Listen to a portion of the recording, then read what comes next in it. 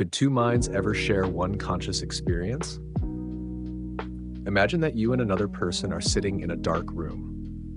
You close your eyes, they close theirs. You hear the same music, you see the same movie through a screen. You both smell the same coffee, perhaps you even hold the same object at the same time. In one sense, you are sharing an experience, but something strange remains. You are still experiencing it from your point of view. They are experiencing it from theirs.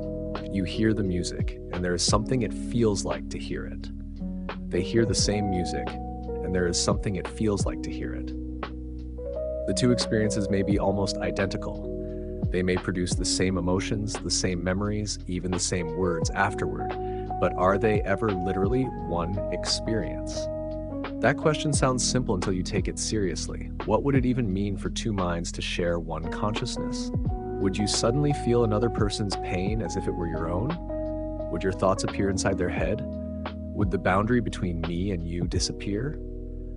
Or would there still be two separate people, merely connected by an extremely powerful communication system? And there is an even stranger possibility. What if two minds could become so deeply connected that there was no longer any meaningful difference between your experience and their experience? At that point, would there be two conscious beings or one? The question takes us into one of the deepest mysteries about consciousness, not simply how the brain produces thoughts, but why experience seems to belong to a particular point of view at all, the private room inside your head. Think about the last time you felt embarrassed. Maybe you said something awkward in front of other people. You knew they heard it. You could see their reactions. Perhaps someone laughed. Everyone present knew what happened, but only one person experienced the embarrassment from the inside, you. Other people could understand it. They could remember similar moments. They could even feel sympathy, but they could not literally enter your embarrassment. There was something about the experience that belonged to your perspective. This is one of the strangest features of consciousness. We can share information, we can share environments, we can share memories, we can synchronize our movements, we can even synchronize our brains to some degree. But we do not normally share the experience itself. You can tell me that chocolate tastes wonderful. You can give me a piece, you can explain the taste, you can show me your facial expression while eating it. But I never receive the exact private sensation you are having. I receive my sensation of chocolate. This difference may seem trivial. It is not. It points toward a fundamental problem. Consciousness is not simply a collection of information. It is information experienced from somewhere. There is an old philosophical idea that consciousness has a first-person character. There is something it is like to be you. There is something it is like to be me. And the difficult question is, could there ever be something it is like to be both of us at once? A brain is not just a computer with a user attached. One reason this question is so difficult is that we often imagine the brain as if it were a computer. The brain receives information. It processes that information. It produces behavior. This description is useful, but it leaves something important out. A computer can process information without there being any obvious reason to believe that the processing feels like anything. Your brain, however, does not merely process the color red. You actually see red. It does not merely calculate that your hand has been injured. You feel pain. It does not merely retrieve the concept of your childhood home. You can sometimes experience a vivid memory of standing there. Somehow, physical activity in the brain is associated with a private world of experience. And that creates a problem when we imagine two brains becoming connected. Suppose scientists discover a way to connect two human brains so that neural activity can pass directly between them. At first, this might seem like the beginning of shared consciousness, but it might not be. Imagine connecting two computers. If computer A can send information directly to computer B, we have created a network. We have not created one computer. The same could be true of brains. Two people might eventually be able to transmit thoughts, emotions, images, or sensory information between one another while remaining two distinct conscious individuals. The connection could be astonishingly intimate, yet there could still be two points of view. That distinction is crucial. Communication is not necessarily fusion. What would sharing a mind actually mean? Before asking whether two minds could share one experience, we need to define what we mean by share. There are several very different possibilities. The weakest version would be simple communication. You think of a word, and another person receives it. This already happens in crude forms through language, gestures, writing, and technology. A stronger version would be sensory sharing. You see something, and another person experiences a representation of what you see. Stronger still would be emotional sharing. You feel fear, and another person directly experiences a version of your fear. Then we could imagine memory sharing. Your memories become accessible to someone else, not merely as stories, but as vivid experiences. And finally, there is the most radical possibility. Two people do not merely exchange information. Their mental processes become part of one unified conscious system. There is no longer a clear boundary where one person's experience ends and the other's begins. That is the version that causes the deepest philosophical trouble. Because if two people truly became one conscious system, what would happen to personal identity? Would the original two people still exist? Or would a third thing appear? The problem of the two viewpoints. Imagine you are looking at a mountain. Your friend is standing beside you, looking at the same mountain. You see the mountain from one angle. Your friend sees it from another. Now imagine your brains become connected. Suddenly, you can access their visual information. You do not just know that they are looking at the mountain. You somehow see what they see. At first, this sounds like a combined perspective, but consider the geometry of the situation. There are still two locations in the world. Your eyes are in one place. Their eyes are somewhere else. If you both receive each other's visual information, the resulting consciousness might simply contain two visual perspectives. It could be like having two camera feeds displayed inside one mental workspace. That would be extraordinary. But it would not necessarily be one viewpoint. It might be a single system containing two viewpoints. That distinction sounds subtle until you ask what the experience actually feels like. Would you see the mountain from both positions simultaneously? Would you feel as though you had two pairs of eyes? Would you alternate between perspectives? Would the information blend into one impossible three-dimensional perception? Or would the experience become something completely unlike anything humans currently know? No. We have no clear answer, and this reveals something important. When we imagine consciousness becoming shared, we often borrow concepts from ordinary experience. We imagine a bigger version of ourselves, but perhaps a truly shared consciousness would not feel like me plus you. It might be something fundamentally new. The strange case of split brains. One of the most fascinating clues comes from people whose brains have been surgically divided.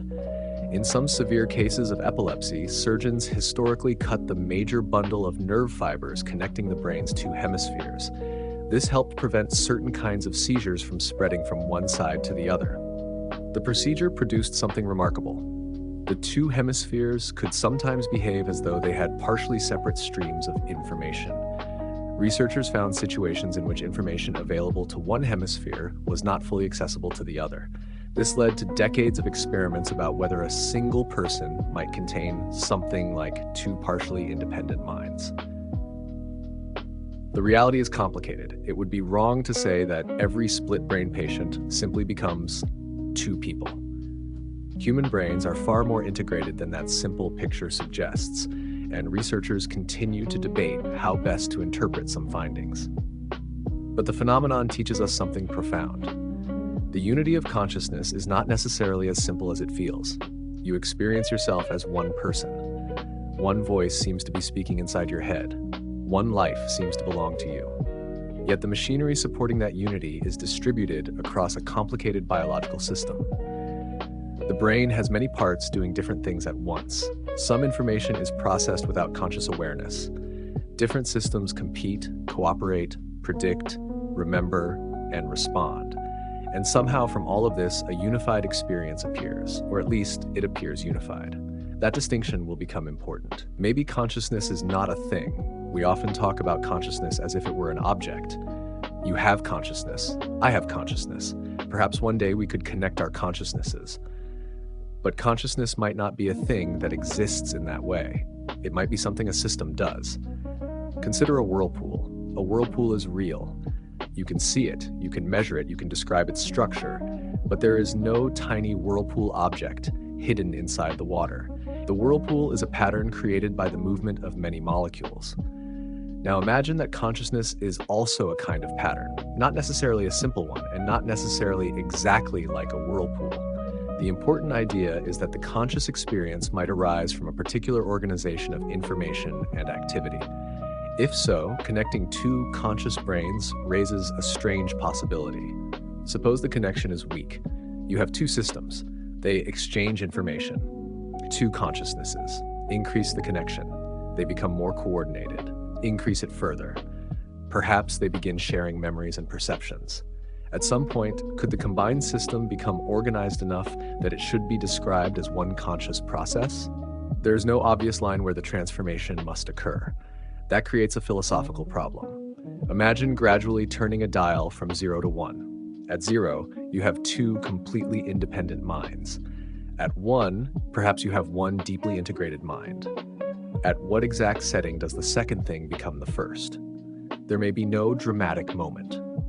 The transition could be gradual, and that would make the question of personal identity surprisingly similar to other problems involving boundaries.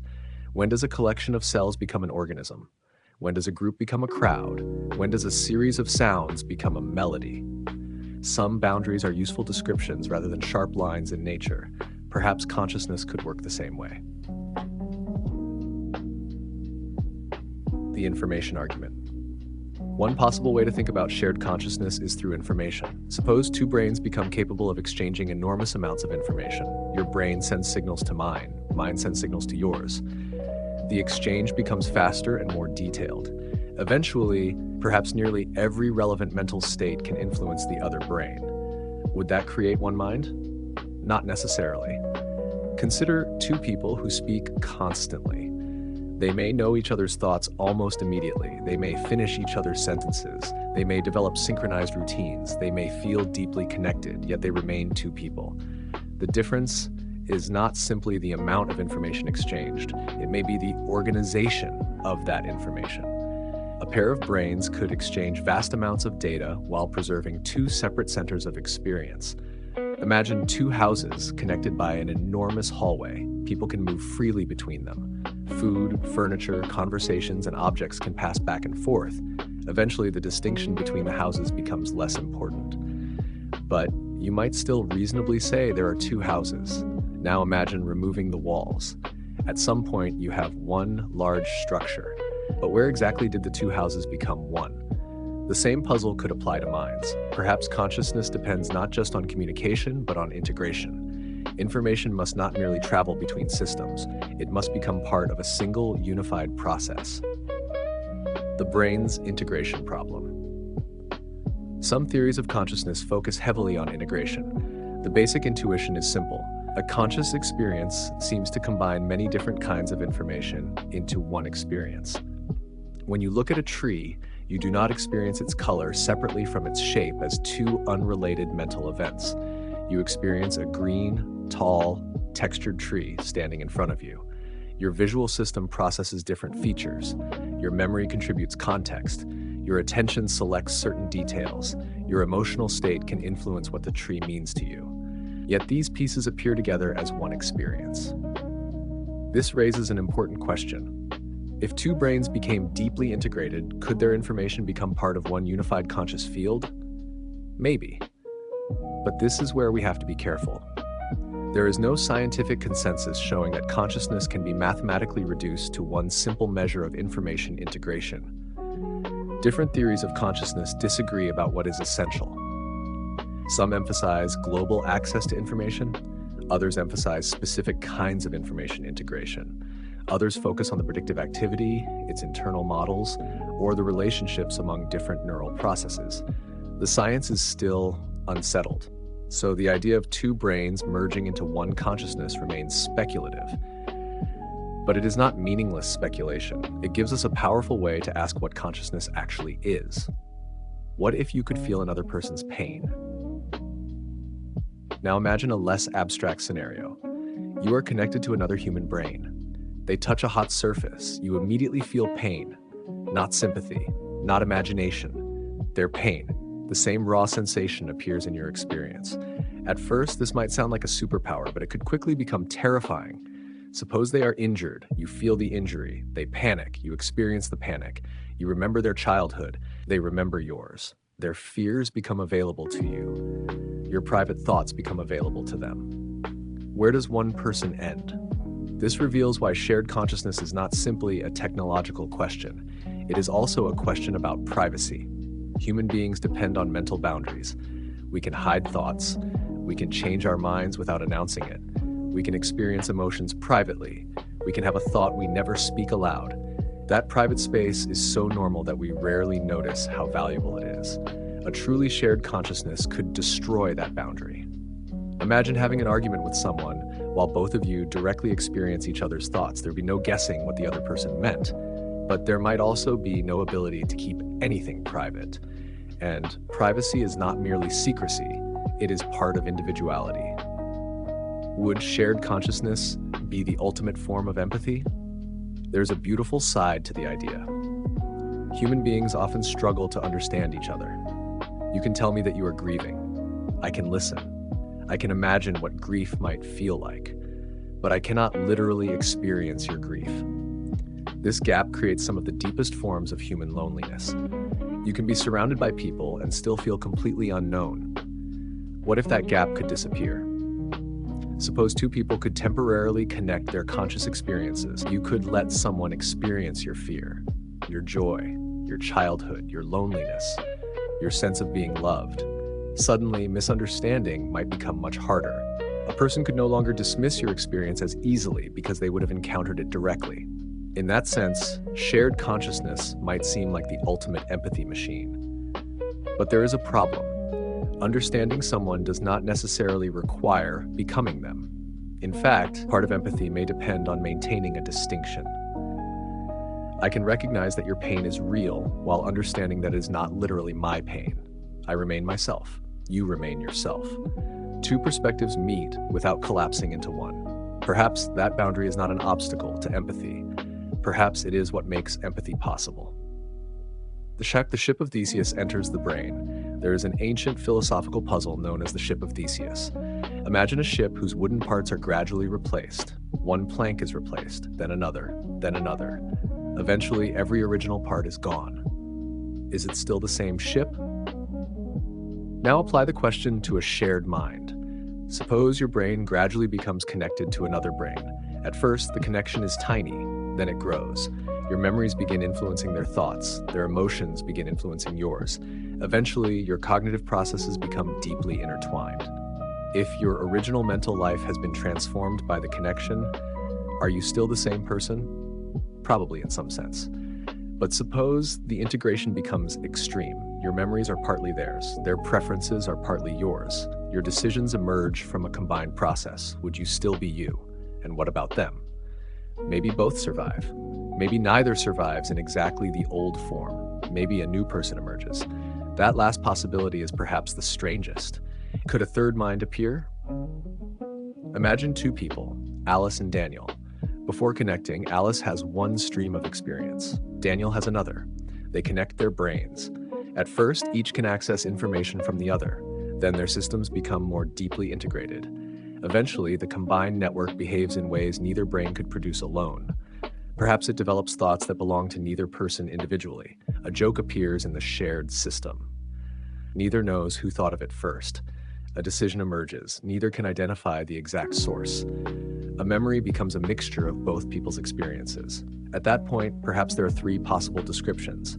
There are still two minds, there is one mind, or there are two minds plus a new shared mind.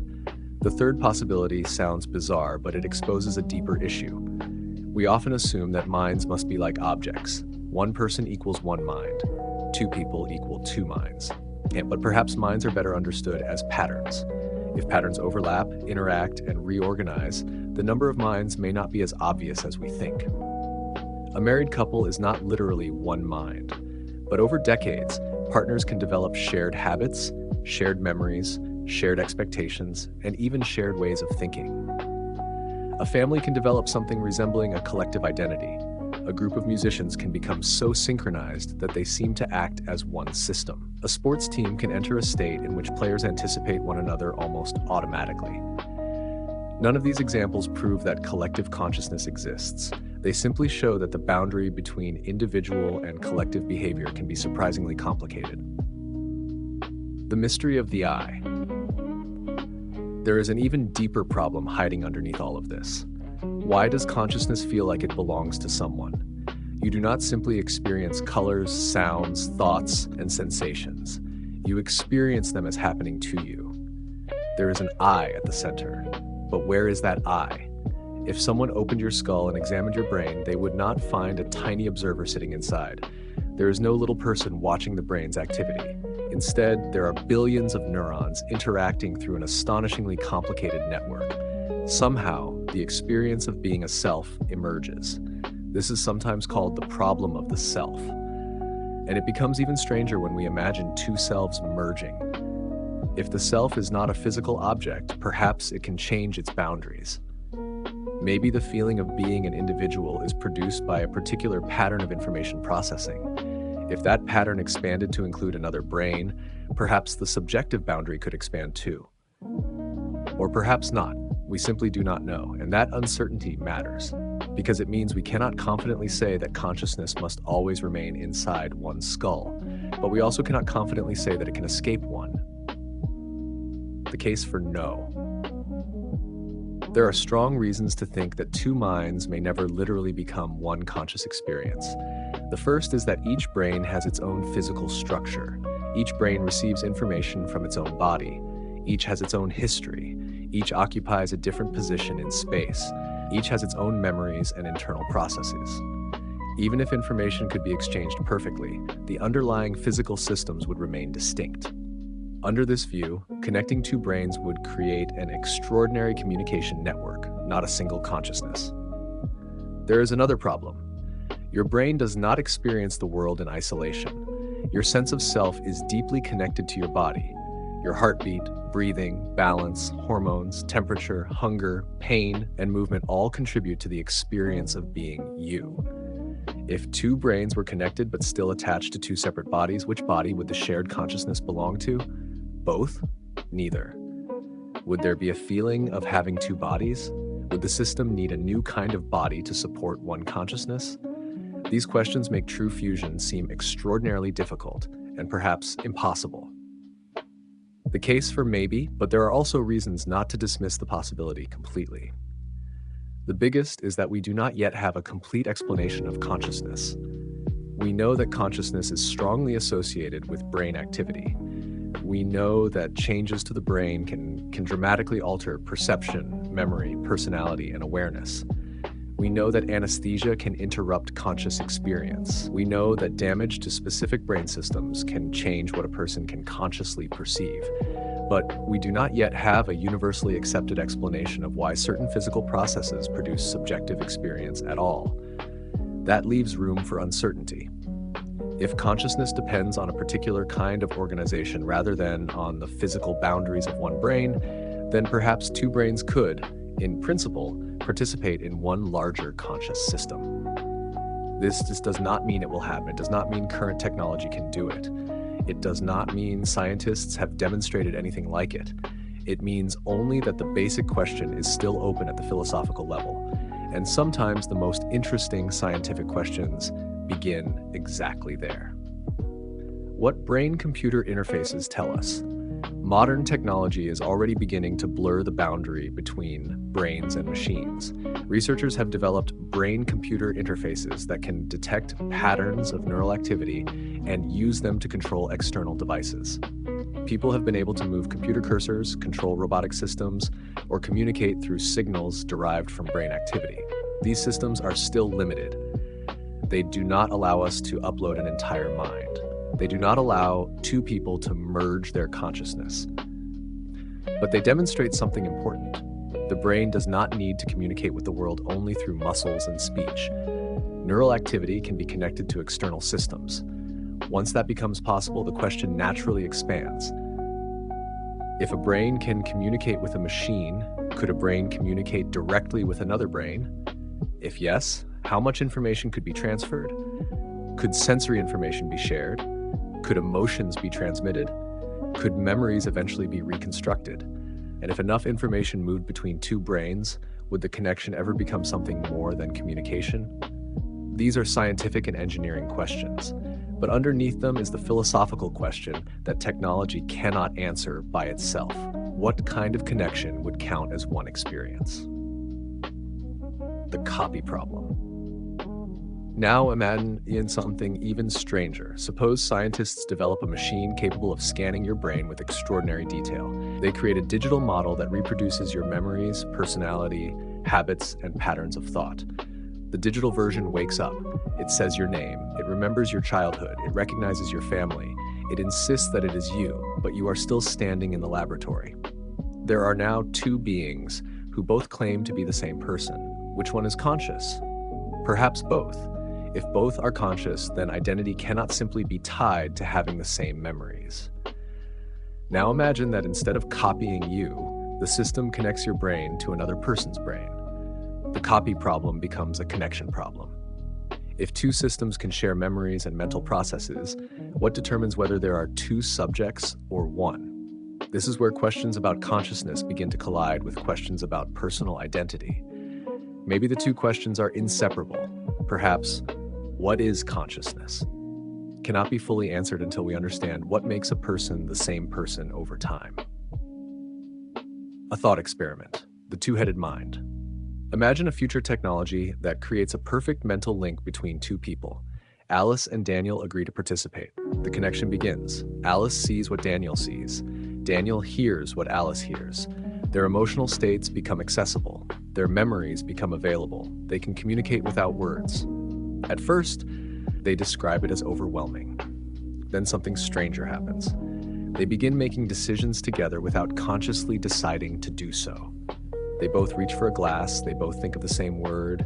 They begin remembering experiences from the other's childhood, almost as if they happened to them. After several months, researchers ask Alice, "Where do you end and Daniel begin?"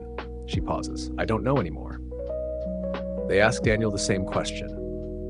"I don't think there is a boundary," he says. Now comes the most important experiment. Researchers disconnect them. Alice wakes up in one room. Daniel wakes up in another. Both immediately report something similar. They say the experience of connection did not feel like communication. It felt like being part of one larger mind. But what does that prove? Not necessarily that they literally became one consciousness. It proves that people can report an experience that they interpret as unity, and that distinction matters. Human beings can feel deeply connected without actually becoming one physical system. Mystical traditions have described experiences of unity for thousands of years. People sometimes report losing the ordinary sense of self and feeling connected to everything around them. These experiences can be profound, but a subjective feeling of unity is not automatically evidence that two brains have literally merged. The experience is real as an experience. Its interpretation is another question. The difference between feeling one and being one. This distinction appears everywhere in human life. A parent may say, "My child is part of me." A couple may say, "We are one." A crowd at a concert can feel like a single living organism. A religious experience may produce a sense that the boundary between self and world has disappeared. These experiences should not be dismissed. They can radically change how people understand themselves. But feeling unified does not necessarily mean that two independent conscious systems have become one. Think about an orchestra. When every musician plays together perfectly, the result can sound like one coherent musical mind. But there are still many musicians. The unity exists at the level of the performance. Perhaps consciousness could work similarly. Two people could become extraordinarily synchronized while remaining separate conscious subjects. This possibility is important because it suggests that unity may exist at different levels: physical unity, informational unity, behavioral unity, emotional unity, subjective unity. These are not necessarily the same thing. What if consciousness is more like a field? Another possibility appears in some philosophical and speculative theories. Perhaps consciousness is not generated in the way we usually imagine. Some thinkers have proposed that consciousness might be a fundamental feature of reality rather than something that appears only when matter becomes sufficiently complex. This family of ideas includes several very different philosophical positions, and none has been established as scientific fact. One of them suggests, roughly speaking, that very basic forms of experience could exist at fundamental levels of nature. If something like that were true, the question of two minds sharing consciousness might look very different. Perhaps consciousness would not be something that one brain owns. Perhaps brains organize or channel a more basic property. But there is a major problem. Even if consciousness were fundamental, we would still need to explain why individual experiences appear separate. Why does your pain feel like yours? Why can't I directly experience your thoughts? Why does each person seem to have a private inner world? This is sometimes called the combination problem in discussions of views that treat consciousness as fundamental. If tiny pieces of experience exist everywhere, how do they combine into one person's experience? And if two conscious systems connect, what causes their experiences to remain separate or become unified? We do not know. So this idea does not solve the mystery. It simply moves the mystery to a deeper level. The most uncomfortable possibility. There is a possibility that is difficult to imagine because our language was not designed for it. Maybe the question, are there one or two consciousnesses, is sometimes the wrong question. Imagine a river dividing into two streams.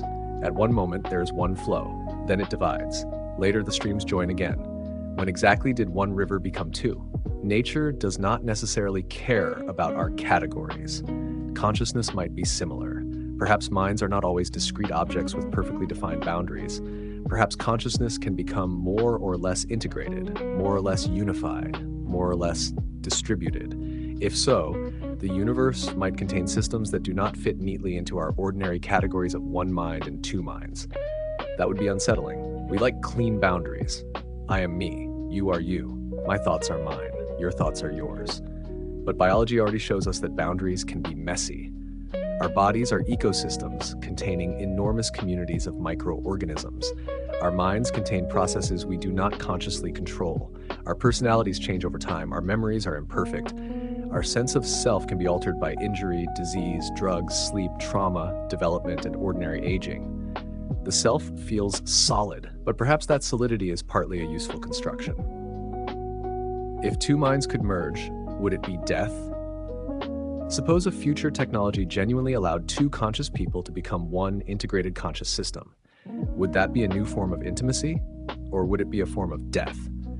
Imagine that before the procedure there are two people, Alice, Daniel. Afterward, there is one consciousness containing memories from both. Alice no longer exists as an independent point of view. Daniel no longer exists as an independent point of view, but the combined being remembers being Alice and Daniel. From the outside, this might look like survival.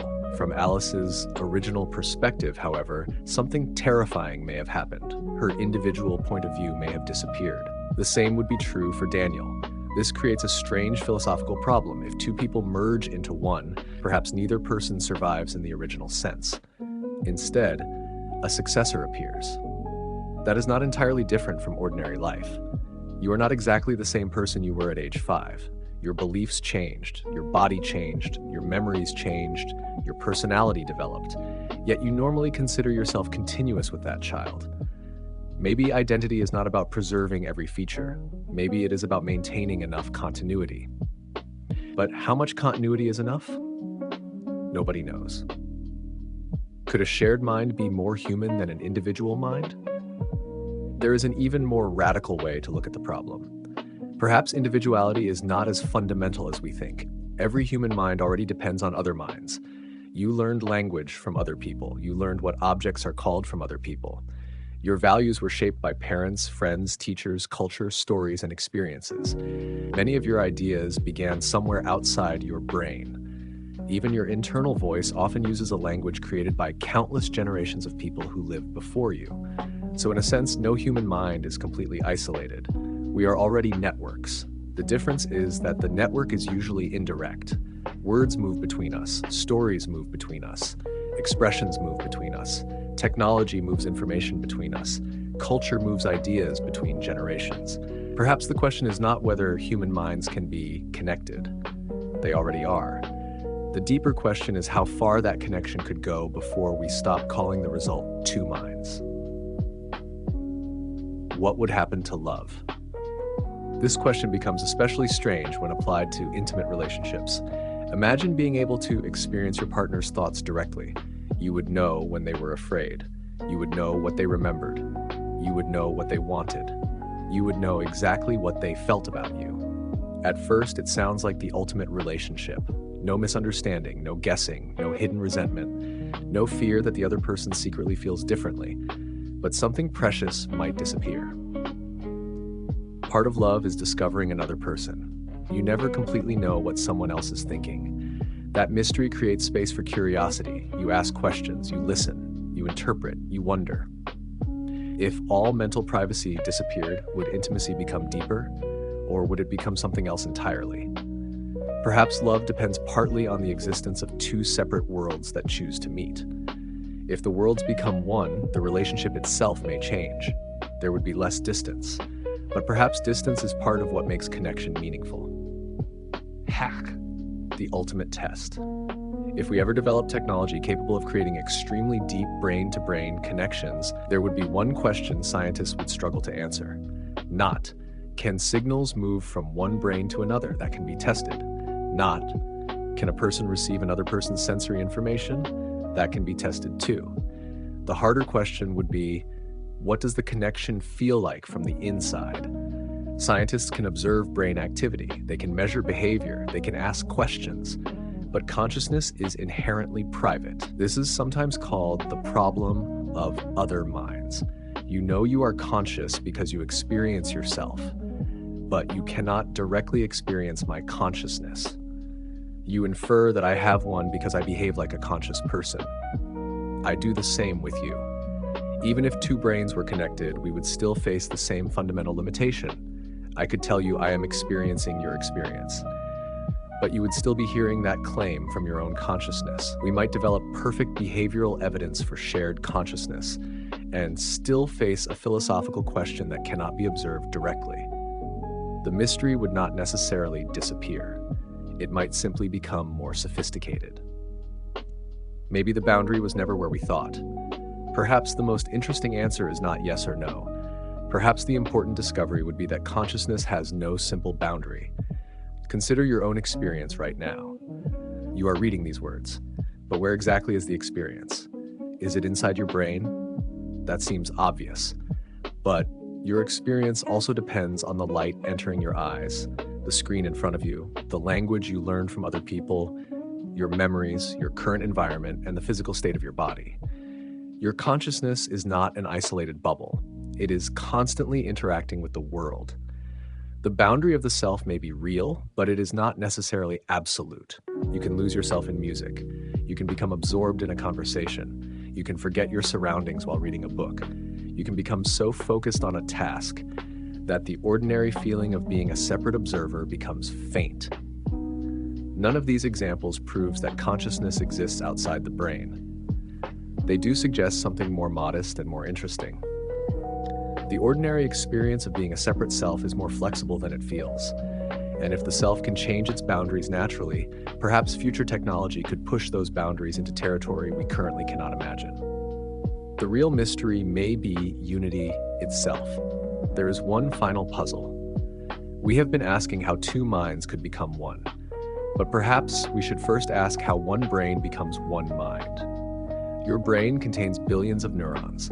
Different regions process different kinds of information. Some systems monitor your body, others process sound, others process vision, others influence memory, others regulate emotion, others help predict what will happen next. There is no single neuron that appears to be you. And yet your experience feels unified. You see one world, you have one body, you feel like one person. Why? We do not have a complete answer.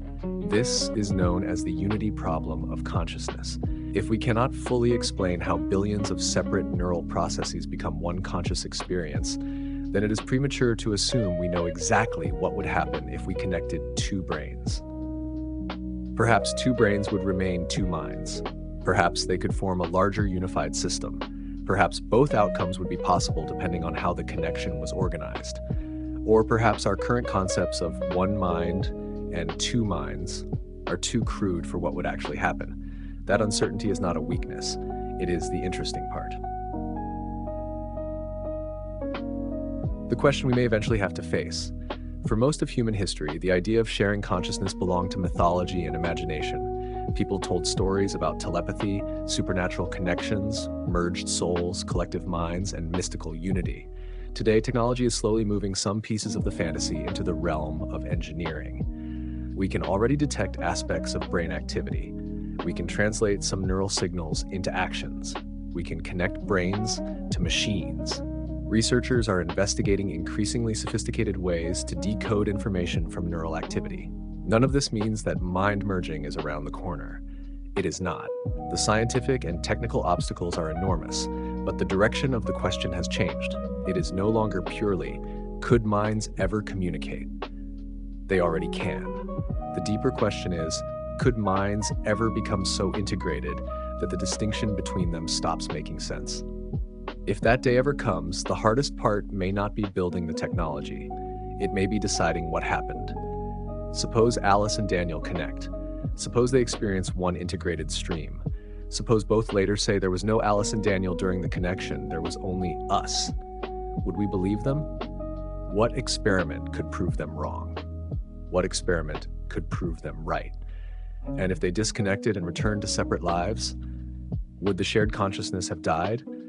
Would it have been a temporary person, a new form of human being, or merely two extraordinary minds communicating so intensely that the experience felt unified? These questions may sound futuristic, but they expose something that is already true about us. We spend our entire lives surrounded by other conscious beings, yet each of us lives behind a wall that no one else can completely cross. We can approach the wall, we can speak through it, we can love through it, we can share memories through it. We can sometimes feel that the wall has disappeared, but we never know with absolute certainty what another person's inner world is like. That may be one of the deepest facts of being human. You are surrounded by billions of minds. Every face you pass belongs to someone who, from the inside, is living a world as immediate and undeniable as yours. Someone is remembering a childhood you will never experience. Someone is afraid of something you cannot see. Someone is hearing a song that brings back a person you never knew. Someone is looking at you and wondering what it feels like to be you. And you can never fully enter that world. Not today. Maybe not ever. Yet somehow, despite that separation, human beings have built languages, families, friendships, cultures, cities, religions, sciences, and civilizations. We cannot directly share consciousness, so we built bridges between consciousnesses. Perhaps that is what communication really is, one private world reaching toward another. And maybe the ultimate paradox is this: if two minds ever truly became one, we might finally discover what shared consciousness feels like. But we might also lose the very thing that made the question meaningful. Because the question, what does it feel like to be you, only exists when there is still a you and a me. Maybe consciousness is not extraordinary because we can merge. Maybe it is extraordinary because two completely private worlds can meet without ever becoming the same world. And perhaps that fragile distance between us is not the failure of consciousness. Perhaps it is the condition that makes connection possible at all.